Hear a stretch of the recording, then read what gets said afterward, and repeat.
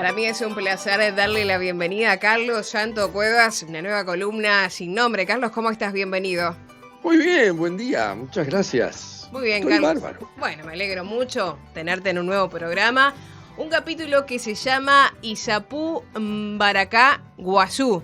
Más cerca del arpa que de la guitarra. Carlos, ¿por qué es eso? Contame. Bueno, Isapú quiere decir cuerda vibrante. Como no hay palabra guaraní para arpa, usan Isapú como sinónimo, pero también como adjetivo. Podés ver escrito o dicho arpa Isapú. ¿Ah? Hay versiones por ahí que aseguran que el primer nombre nativo del instrumento que conocemos como arpa paraguaya fue Mbaracá Guazú, que quiere decir guitarra grande. Yo qué sé. ¿Y qué es eso de más cerca del arpa que de la guitarra? Ah, bueno, eso es un toque autorreferencial. Está bien, debería haberlo imaginado.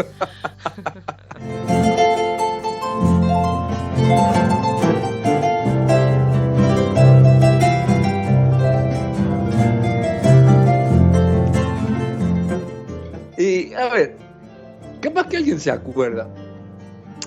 En televisión hace mucho había un bolichero que decía: yo antes de hablar quisiera decir unas palabras. No creo que tú te acuerdes, pero seguramente los mayorcitos que siguen el programa sí.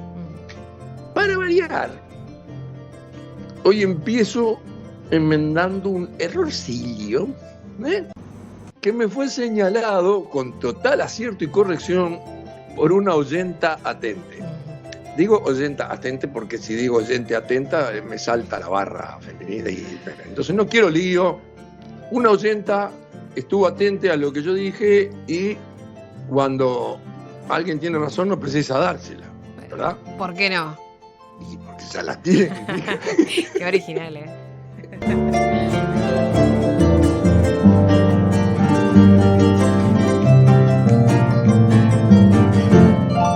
Muy bien.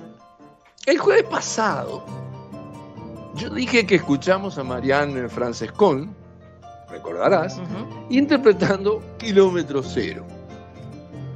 Y era Kilómetro 11, que es un tema que tiene su historia. Mirá, 1940, junto al mojón 11 de la Ruta 12, Félix Vallejo, letrista y amigo de Tránsito Cocomarola, estaba cambiando una rueda pinchada y Cocomarola empezó a improvisar, agarró el acordeón mientras el otro laburaba.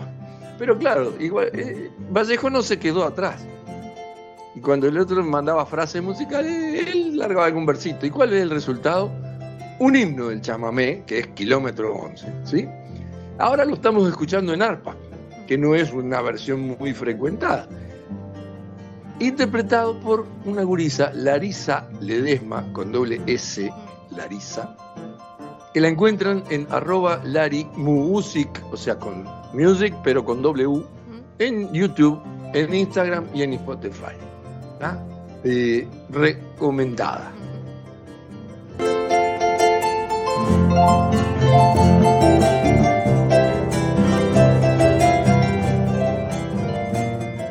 Así que bueno, salvada la errata, procedo a presentar nuevos hallazgos del espinoso asunto de la media y el calcetín, ¿te acordás? Sí, claro. A Pamplona vamos a ir con una media, a Pamplona vamos a ir con una media y un calcetín. La verdad es que no quedé conforme con la explicación del otro día.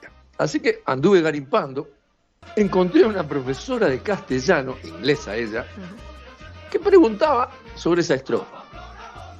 Colé mucha bobada en las respuestas, pero hubo una que me puso sobre la pista definitiva. Esta canción es víctima de la ñoñería a que hemos venido a parar con tanta corrección política.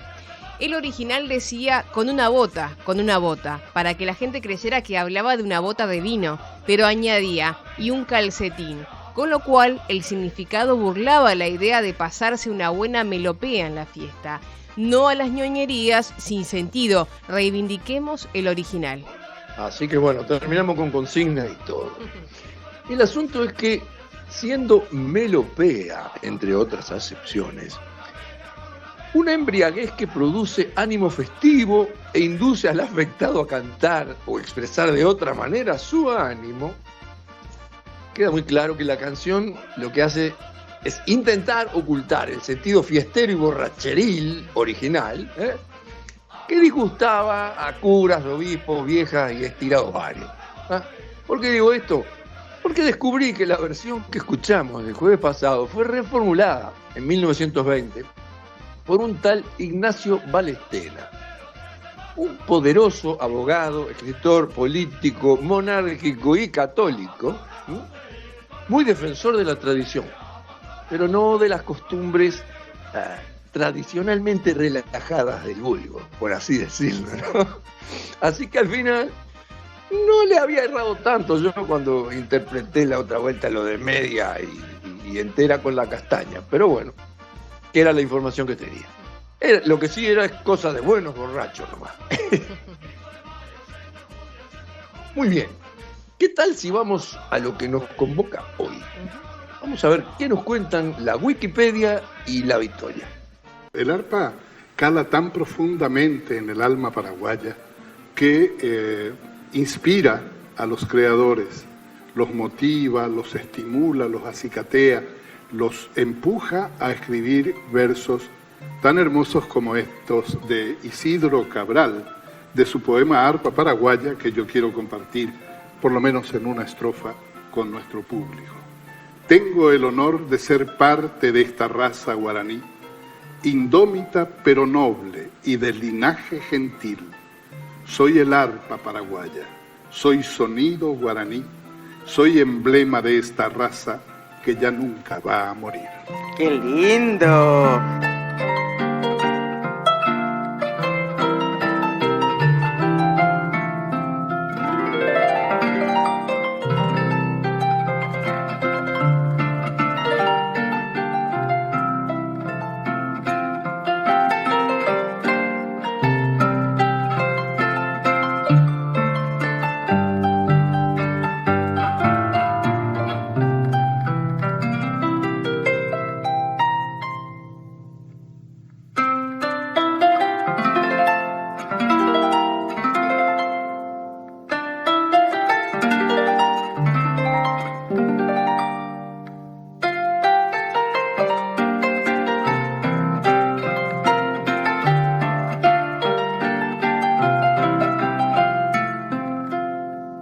Es increíble el amor y el orgullo que tienen los paraguayos también por su arpa. Sin duda es el instrumento nacional, con perdón de la palabra. Su importancia cultural nace con el rediseño guaraní de un instrumento que conocieron como europeo, pero que pierde de raíces en el fondo de la historia. Es realmente un instrumento antiquísimo. Esa importancia cultural se evidencia, arranca en la especialización de los luthiers paraguayos, que es inesperada, porque en realidad no daba para pensar en eso, pero pasó. También tienen un estilo propio de ejecución, o sea, si tú escuchas una arpa sinfónica no tiene nada que ver con una arpa paraguaya. Y yo diría que explota en su importancia cultural en la portentosa cantidad de temas que se han compuesto en Paraguay para el arpa. Y además, en la enorme popularidad de los que la ejecutan. Fíjate, en el siglo XX y allá, de mediados para adelante, Félix Pérez Cardoso, Digno García, Luis Bordón, Lupo Encina, Gilberto Piedras, Celso Duarte, padre Celso Duarte, hijo, Ismael Ledesma, Nicolásito Caballero, yo qué sé, nombro eso, son un montón.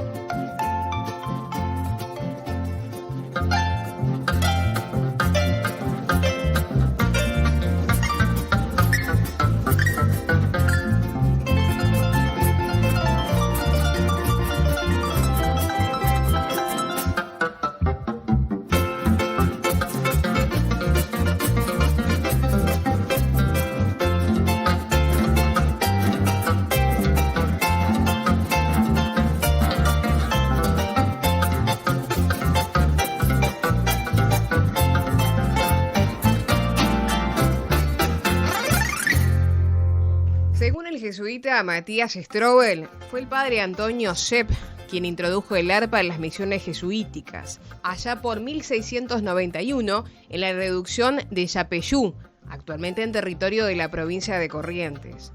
El ángel arpista, uno de los célebres ángeles musiqueros del friso, que se encuentra sobre la puerta principal del templo de la misión jesuítica de Santísima Trinidad del Paraná, construida entre 1706 y 1776, confirma su temprana presencia. Luego de que en 1767 el rey de España expulsara del imperio a los jesuitas, la utilización y construcción de arpas decayó, quedando encapsulada en el departamento de Guairá durante más de un siglo.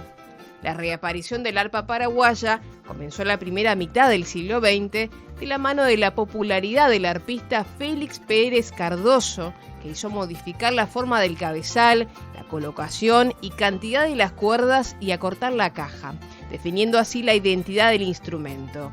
En 1953, la ciudad de Iatí, donde vivía, fue rebautizada Félix Pérez Cardoso y en 2007 declarada cuna del arpa paraguaya. Abel Sánchez Jiménez fue el que hizo la última modificación importante, porque llevó la cantidad de cuerdas a 38 e inventó unos taquitos para hacer medio tonos, que es una cosa muy importante en la música, y además colocó algunas cuerdas dobles con sonido natural de un lado y bemol del otro. Los que entiendan un poco de música se dan cuenta que son cosas importantes para la ejecución de un instrumento. En 1946, el arpista Digno García, que después se haría famoso por el tema La Cascada, se integró al conjunto Los Guaireños, que era liderado por Gumersindo Ayala Aquino, ¿ah?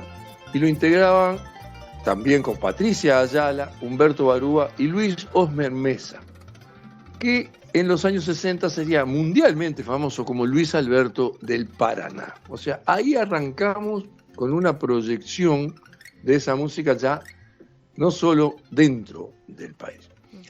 Pero fue en 1948 que Albino Quiñones pudo interpretar arpa paraguaya en Europa. Allá fueron con el trío olímpico, que completaban nuestros conocidos Emigdio Ayala y Eladio Martínez. Los nombramos en programas anteriores. En 1954 empezó el verdadero boom de la música y el arpa paraguaya, con el grupo originalmente denominado Los Paraguayos, que ya estaba integrado por Luis Alberto del Paraná, Digno García y Agustín Barbosa.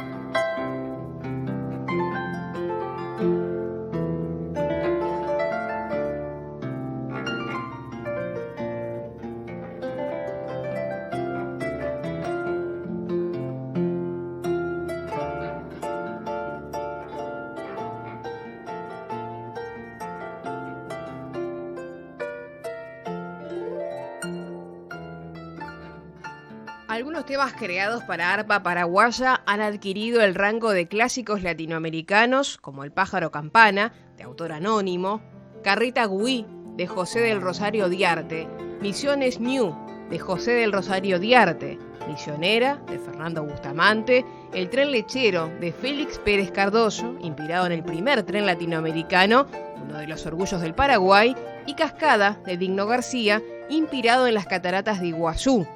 En 1997, el 9 de junio, quedó establecido como el Día Nacional del Arpa Paraguaya, en conmemoración del fallecimiento de Pérez Cardoso. Yo sé que algún malintencionado dirá que es para trabajar menos. Capaz nomás, pero solemnemente anuncio que el tiempo de que disponemos desde aquí hasta las 10 se lo cedo con todo afecto al Chango Spasiuk.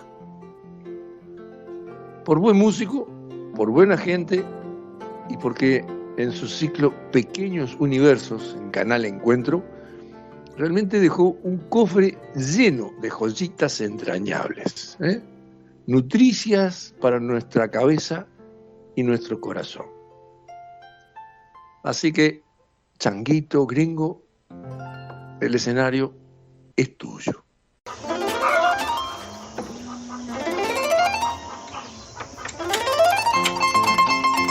Un nuevo día de trabajo para Richard. Él, como toda su familia, trabaja la tierra en la campiña paraguaya, pero además tiene algo que responde a un llamado propio y personal.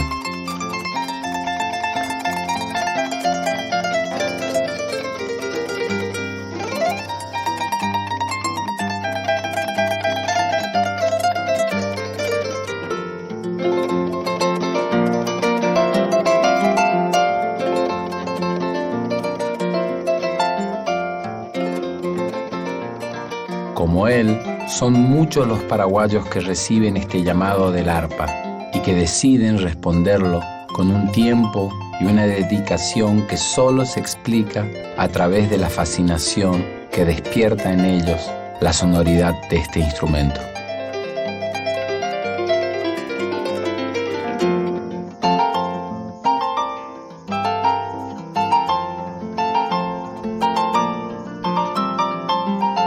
En el capítulo de hoy, indagaremos acerca del origen de esta comunión tan particular entre el pueblo paraguayo y el arpa.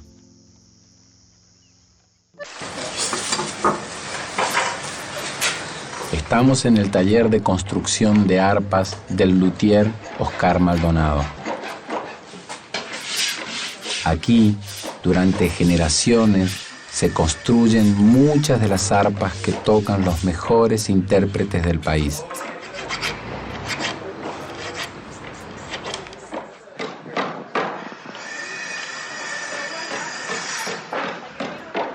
Qué patio maravilloso que tiene acá, ¿eh? Muchas gracias, Chan. Qué bárbaro, sí. Qué lindo. ¿Y ahí el taller? Y ahí está el taller donde trabajamos todos los días y compartimos momentos hermosos con los músicos. Sí.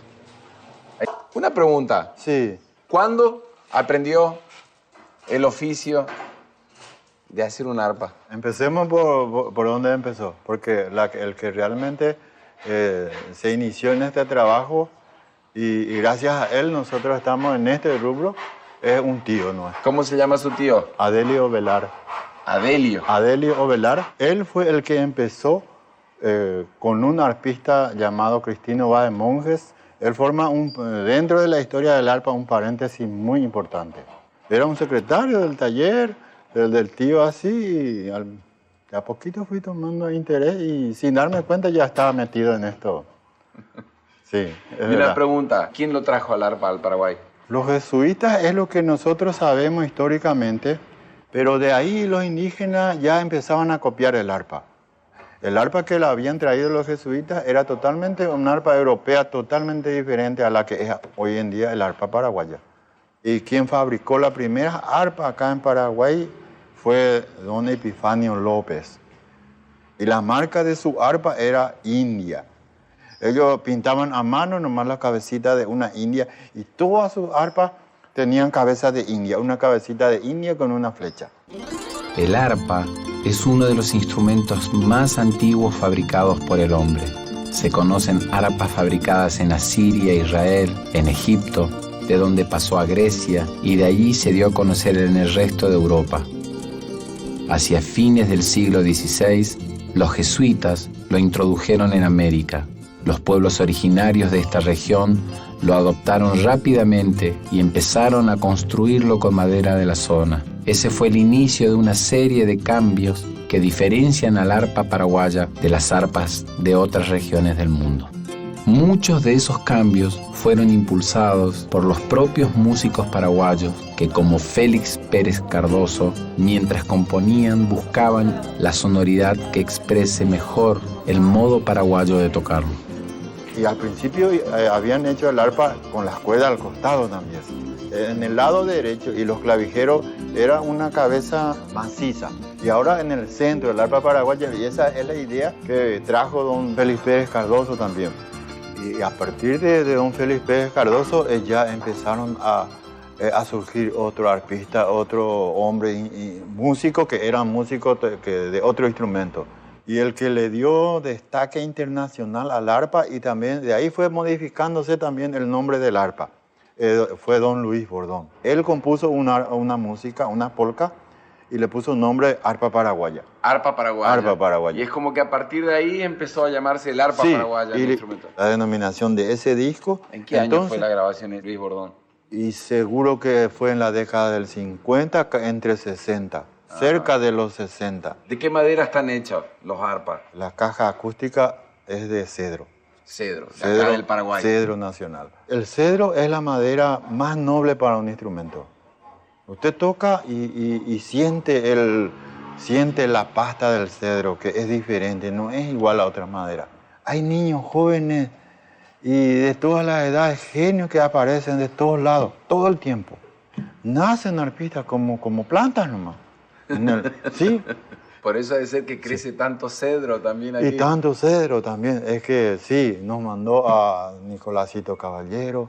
Hay algo aquí. Bien, nosotros le atribuimos a Dios porque de otra manera no se explica esto. Una tarde cualquiera en Caaguazú basta para confirmar lo que sorprende a Maldonado. Después de la hora de la siesta, los niños arpistas parecen florecer por las calles. Pero aquí hay una razón bien concreta de por qué el arpa tiene tanta difusión. Sonidos de la Tierra es un proyecto de enseñanza de arpa para niños que hace ya varios años viene fomentando este instrumento. Aquí es donde Richard, campesino y arpista, aprendió a tocar primero y a dar clases después. 1, 2, pa, pa, pa, pa. Tam, tam, tam, tam, tam. Genial. Tam, tam.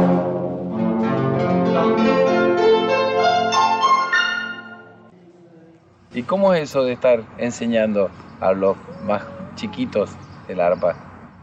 Es único, o sea, al principio no sabía cómo era enseñar, tampoco yo aprendí también así como ellos. Como ahora ellos están aprendiendo gracias al proyecto también. ¿Y son todos como del campo igual que vos? Del campo. ¿Y que trabajan en el campo igual que vos? Sí. Y cuando no tocas el arpa, ¿cuál es tu actividad en el campo, en la chacra? Y ayudarle a mis hermanos, o sea, carpir, tenemos la siembra de mandioca. Mucho trabajo. Mucho trabajo, todos los días. Hay que levantarse bien temprano. Sí, temprano. No hay sábado ni domingo, hay que trabajar siempre en el campo. Domingo. Solo el domingo se descansa. Sí, se descansa, sí. ¿Cuál es el momento en donde parás para tocar el arpa? Y a la noche, después del trabajo.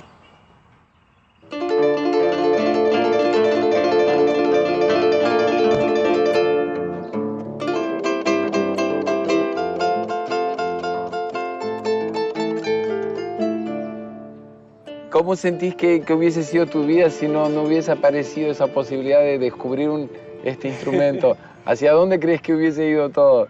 Si no era por este instrumento, no iba a saber si tenía ese don de ser músico, ¿verdad? Y imagínate, del campo ir a tocar en un escenario de Europa. Por ejemplo, enfrente de la tumba de Napoleón. Tocar ahí. Y eso es único para mí. Ir del campo al viejo mundo, por así decirlo, ¿verdad?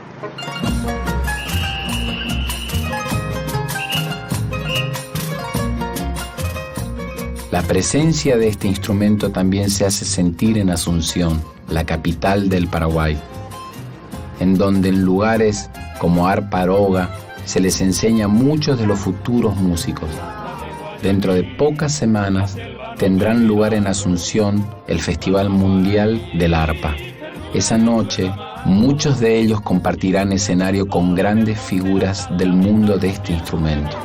El otro tema, La expectativa de estos chicos es grande.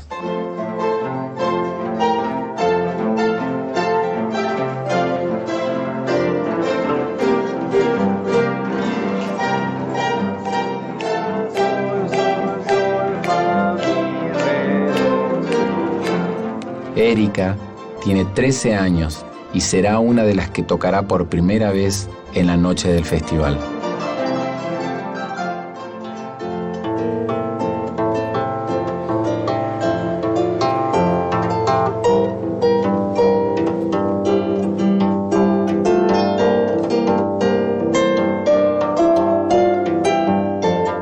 ¿Cuándo empezaste a tocar el arpa? Desde el año pasado comencé otra vez mi clase.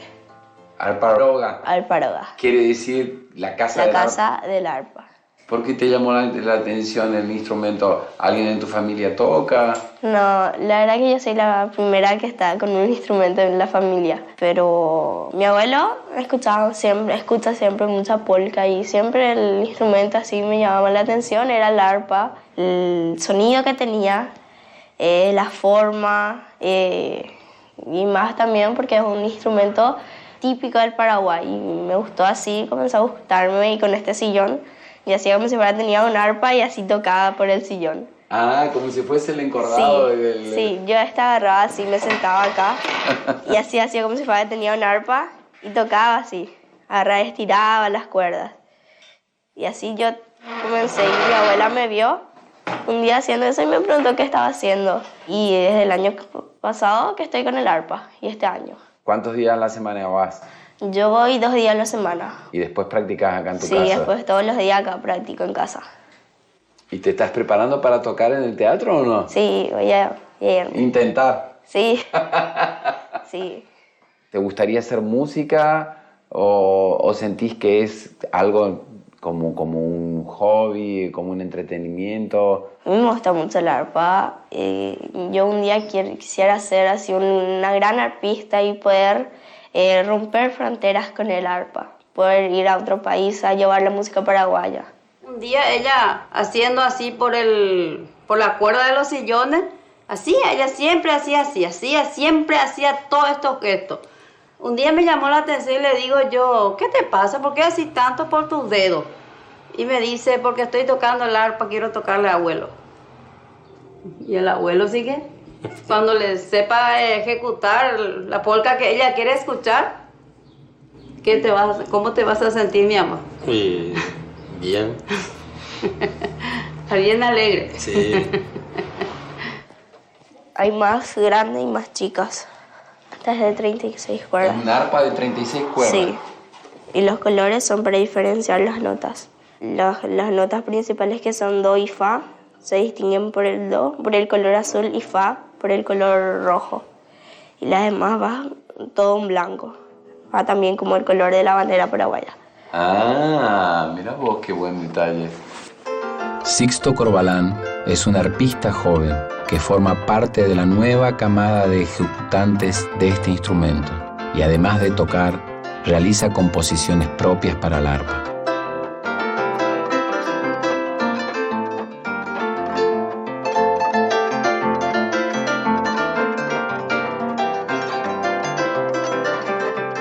Tenés como un... Es la llave y es una técnica netamente del maestro Nicolás Caballero. Porque vos estudiaste con él. Claro, soy discípulo de él. Por ejemplo, lo que se hace es tiplar las cuerdas.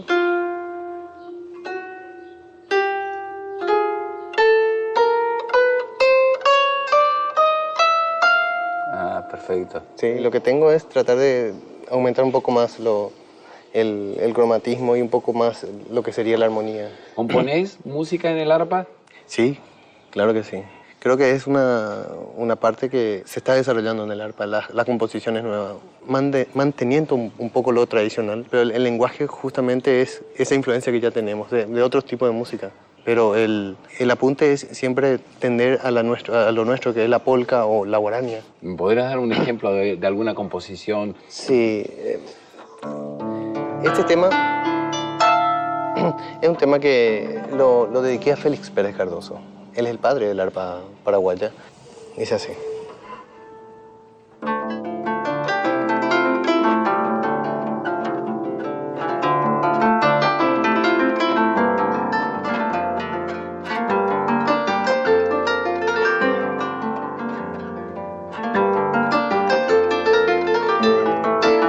¿Y los arpistas de ahora, cuáles son los más destacados? Sí, hay que decir que es Nicolás Caballero, porque Nicolás Caballero es, digamos, un genio del arpa, que tal vez Dios también envió para nosotros eso. Nicolás Caballero, cuando tenía seguro 6 años, él ya deslumbraba a Europa con su arpa. Y hasta ahora es casi imposible de tocar lo que él ya tocaba en ese tiempo, para cualquier músico arpista de hoy en día. Era un genio, es un genio, es un enviado, algo así, ¿no te parece?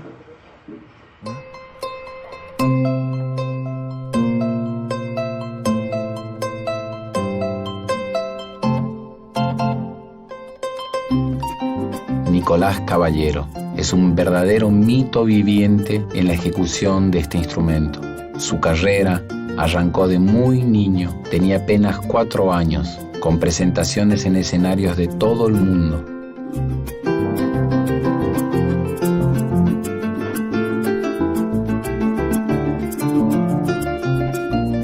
Hoy, varias décadas después, su talento sigue intacto. Comenzó muy de niño con el arpa. Sí, yo mucho antes de los 3 años, porque yo nací un 20 de marzo, y el 6 de enero me regalaron por los Reyes, me regalaron un arpa. Eso era demasiado para mí, ya las ganas. Luego mi padre era guitarrista y venían conjuntos, o sea, sus conjuntos así, con arpa, bandoneón, y yo lo que me quedaba fascinado por el arpa, ¿verdad? Yo soñaba con eso ya cuando se iban. Y de tanto mirar, pues yo ya no tenía que preguntar cómo se tocaba. Cuando se iban ellos y a veces dejaban su arpa en casa, agarraba y lo hacía yo, y las introducciones que ellos no se acordaban cómo era, yo al día siguiente cuando venía yo ya lo estaba haciendo con un dedo, ¿verdad? Y entonces mi padre dijo, bueno, te voy a enseñar y tienes que poner la posición así. Me dijeron que tenías que ponerlo y qué sé yo cuánto. Siempre se llamó arpa paraguaya, siempre se llamó arpa india. ¿Cómo llega el arpa al Paraguay? A través de los jesuitas en las misiones jesuitas que había en la época de la conquista, ¿verdad? De los españoles, del descubrimiento de América. Ellos hablaban de que los indígenas eran muy buenos musicalmente, ¿no? Luego se perdió totalmente. Muerta una generación, no hubo relevo. Hasta que en el siglo pasado, Félix Pérez Cardoso fue encontrando ciegos que tocaban a la salida de las iglesias. Cuando iba los domingos a la iglesia, pues se fijaba eso, hasta que compró uno de esas arpas que tenían 32 cuerdas y le puso más cuerdas, le puso 4 cuerdas más de las 32 que tenía, 36, achicar también el tamaño, porque eran arpas que él medía 1,80 m y algo y tocaba de pie el arpa suya. Entonces agarraba para hacer las chicas, porque eso no cabía en ningún taxi, él que vivía por Buenos Aires, qué sé yo, entonces no cabía en ningún coche, entonces mandaba a hacer una arpa, digamos, portátil. ¿Cuándo aparece el pájaro campana? Un guitarrista que le escuchó a otro guitarrista tocar eso y no sabía de quién era el tema. Entonces le hizo escuchar a él, le gustó muchísimo, y lo único que mantuvo de eso podía ser la melodía inicial, ¿verdad? Y esa versión gustó a la gente y es el tema más grabado del mundo, porque todo el mundo toca pájaro campana en piano, en guitarra, en charango, en quena, lo he oído, y los arpistas, si no tocan, no son arpistas, Y si dice que son paraguayos, tampoco lo son porque no saben el palo de campana, o sea que... ¿Lo puede tocar para mí acá? Sí, te lo puedo improvisar, porque yo ya hago bien sonidos improvisadas, ¿verdad?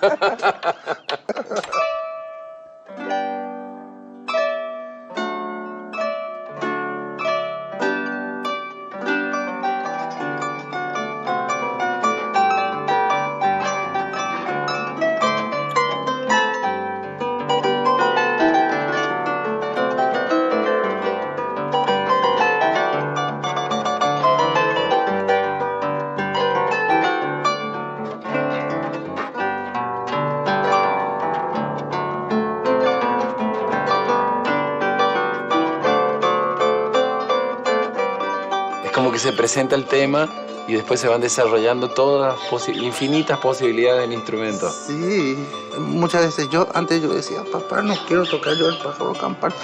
Tienes que tocar porque es lo que la gente pide y qué sé yo cuánto. Entonces lo que voy a hacer es sí, voy a tocar el pájaro campana, pero yo ni sé lo que voy a hacer porque lo voy a improvisar cada vez.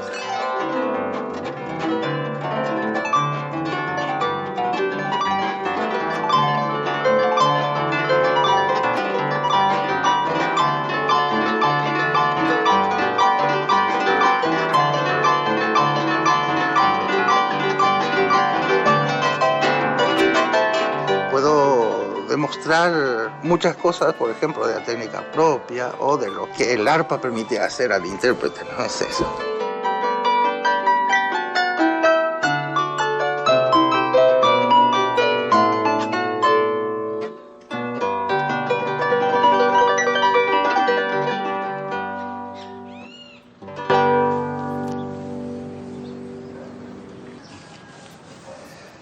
¿En qué se diferencia la manera de tocar el arpa paraguaya de otras arpas del mundo, del arpa clásica?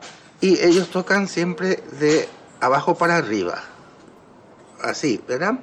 Para tocar con la yema y recortar las uñas y en lo posible el restante de uña que hay ni siquiera utilizarlo. Sale mucho más el sonido gracias a la uña. Y después que hay cosas muy veloces que se hacen con la punta de la uña. O sea que con la uña se puede lograr, hay mucho más volumen, más velocidad, sí, pero a su vez uno puede lograr un sonido suave y aterciopelado también. Exactamente, la yema y con la uña, por ejemplo. Más brillante. Es más brillante y yo puedo tocar un volumen sin que se oiga la uña. Se oye un golpe, un ataque, pero no se oye una uña. Entiendo. Eso sería, ¿verdad? Yo puedo hacer que esto suene netamente chillón, ¿verdad? Yo lo toco generalmente por aquí. ¿Y los campesinos, el toque de los campesinos en el interior del Paraguay es muy diferente al de la gente de la ciudad? Ellos usan mucha bordona, pero lo usan musicalmente muy bien. Entonces hace el relleno del acordeón y ellos complementan con la bordona, con lo cual está muy bien estructurado. No se cruzan a veces, hacen dúos, en decir, y sale divinamente dúo de acordeón con arpa.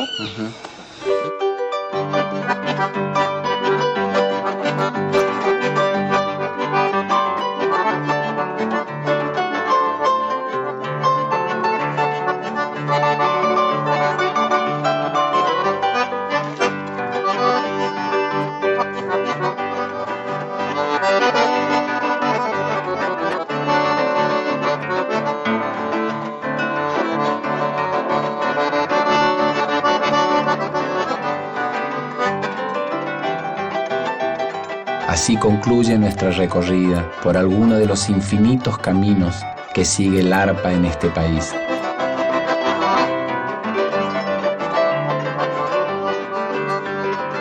Con excepción tal vez de la guitarra, pocos instrumentos llegados en época de la conquista lograron una difusión tan amplia en un mismo lugar.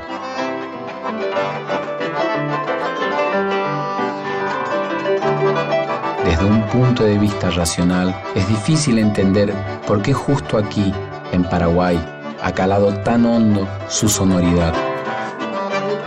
Tal vez haya influido la delicadeza del espíritu guaraní, tal vez la variedad de cedros que abundan en la región y que se sirvieron de base para la construcción de sus cuerpos.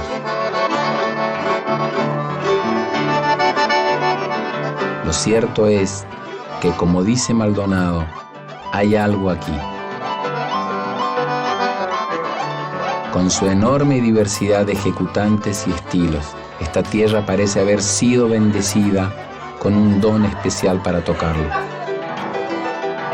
Ya sea a través de la ejecución exquisita de algunos artistas consagrados o en la ejecución emocionada y simple de quien se lanza por primera vez a un escenario. La historia del arpa en Paraguay es, en definitiva, la historia de un encuentro, el encuentro de un instrumento y su pueblo.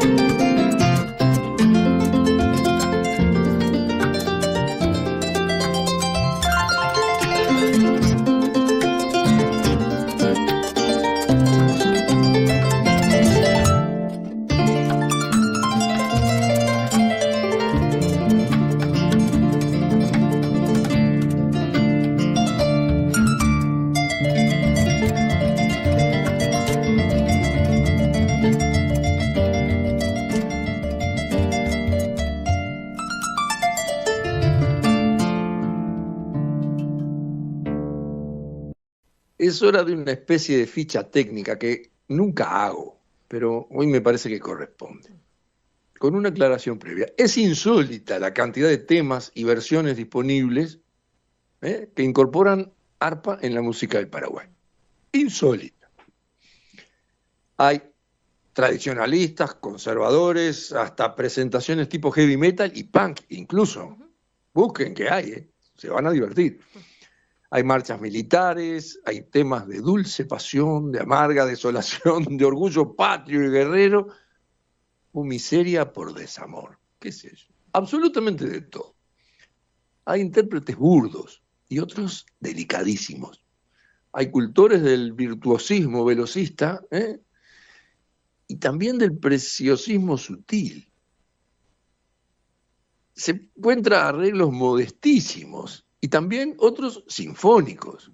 Hay hasta una misa criolla con orquesta, coro, tenores, y por supuesto arpa, ni qué hablar.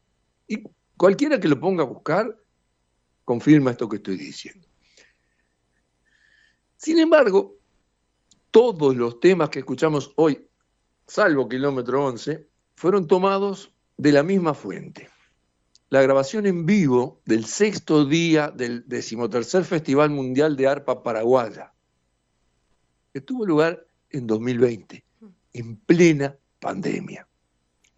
Así que les pido que sepan disculpar si el sonido que traigo hoy no es el mejor, pero fue mi modesto homenaje a toda esa gente que no permitió que el terror se apoderara de su corazón y que les llevaron a la gente, a sus casas, 2 mensajes: que la vida es bella y que la vida puede más. Saquen cuentas. La grabación de ese día dura 3 horas, un día. El festival dura una semana, 7 por 3. Van 17 ediciones, 7 por 3 por 17. Y están todos los discos que hay en YouTube, Spotify, en Deezer y en todos lados para elegir. Hagan la cuenta, les dije, todo lo que había para poner en este ratito. ¿Está? Ahora, los que gusten de este género no va a ser por falta de qué escuchar que se priven. Ahora sí, la ficha técnica que prometí. Despacito, para que puedan anotar. Les cuento los temas de hoy por orden de aparición, autor e intérprete. Abrimos con Carreta Gui, de José del Rosario Diarte, interpretado por Martín Portillo. Después fue Mamita Mía, de y por Papi, como papá, Papi, Galán. Luego Piririta, de Alejandro Villamayor, interpretado por Francisco Jiménez. Caricias de Mamá, de y por Jessy Báez, Jessy con doble S y latina. Escuchamos también la cortina del festival, que es de don Félix Pérez Cardoso, casualmente, interpretada por Elías Balbuena y el dúo Quiñones Ayala, que ya lo mencionamos. Fíjense la importancia de toda esa gente, y esa grabación es original. Y estamos despidiéndonos con Musiqueada Chiamapé, o sea, Serenata para mi amada, de nuestro amigo José Asunción Flores, interpretada por Francisco Jiménez y su conjunto. Salud y monarquía, y hasta la próxima, siempre.